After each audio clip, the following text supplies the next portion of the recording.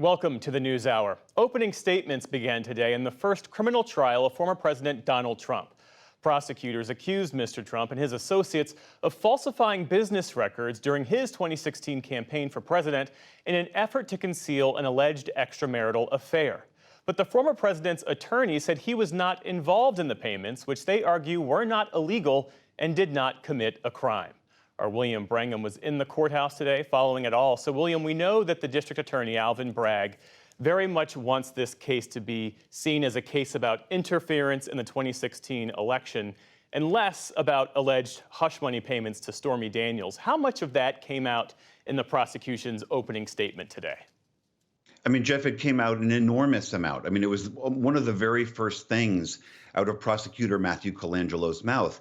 He was arguing that Donald Trump engaged in and coordinated a conspiracy to corrupt the 2016 election, as you're talking about. That's the frame that they want jurors to see this entire case through. Now, the tricky part is it's not what they're charging. There's no allegation or insinuation that they broke campaign finance laws here. They're talking about prosecuting Donald Trump for falsifying business records, but they want those 34 charges of what they call cooking the books to be seen in service of that larger, more nefarious goal.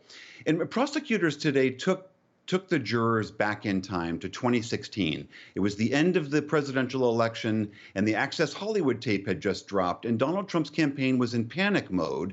And then all of a sudden, the story that Stormy Daniels, the pornographic actress, had been trying to sell for a few months suddenly became much more urgent to them. And so then Donald Trump's lawyer and fixer, Michael Cohen, paid her $130,000 of his own money to stay quiet and to not say anything about that.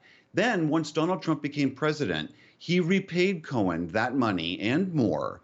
And it is in that process, that's where prosecutors argue that the conspiracy to cover all this up was, because they argue that Trump tried to make those payments seem like, quote unquote, just run of the mill legal fees, when in fact they were in service of this hush money.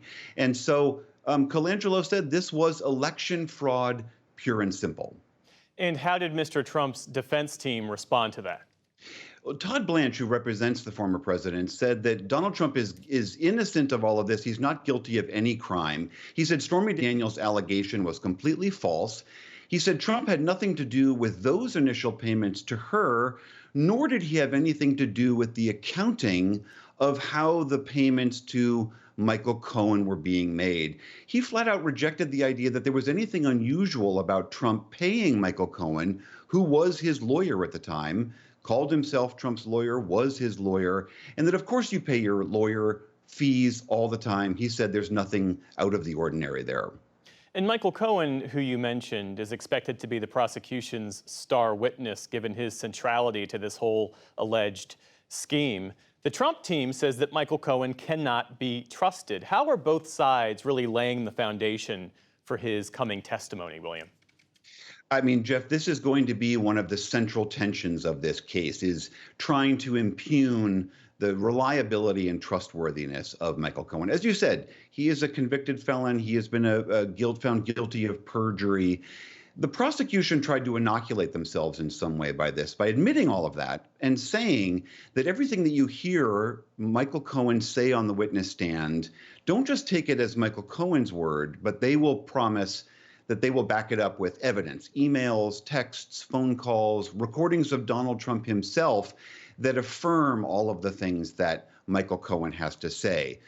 Todd Blanche, Trump's lawyer, in his opening statement today said not only is Michael Cohen a liar who you cannot trust, but he said that he is, quote, obsessed with Donald Trump and obsessed with seeing him in jail and seeing his family in jail. He painted Michael Cohen as someone who's basically staked his entire career and financial future by selling books and doing these podcasts, as someone who wants to see Trump sunken at all costs, and that you thus can't trust him, that it's all poisoned fruit, everything coming out of his mouth. So what other witnesses should we expect to hear about and hear from in the coming weeks? Well, we heard from one of them partly today. That was David Pecker, who is the head of American Media, which was the publisher of the National Enquirer. And Pecker's role in all of this is that He, for the prosecutors, helped set up this pattern that David Pecker and Michael Cohen and allegedly Donald Trump were all part of this early scheme set up in 2015 before the campaign began to make the National Enquirer sort of the eyes and ears for Donald Trump. And then if anyone came forward with stories that could be damaging to the candidate, they would buy those stories up and squash them. So we'll hear more from Pecker. We're expected to hear from Stormy Daniels. We're expected to hear from Michael Cohen, as we've been discussing. We might also hear from Hope Hicks, who was a campaign aide at the time and who apparently had some conversations about these payments. The biggest unanswered question as far as who gets on the witness stand is Donald Trump himself. He has said he wants to testify, but he has said this in previous cases, and then when given the choice, chooses not to. Whether he does or not is still a big open question. I mean, there's not a single legal analyst that I've spoken to who thinks that it's a good idea, thinking that would be an incredibly risky move for Trump himself to take the witness stand. William Brangham, thanks as always, William. We appreciate it. Thanks, Jeff.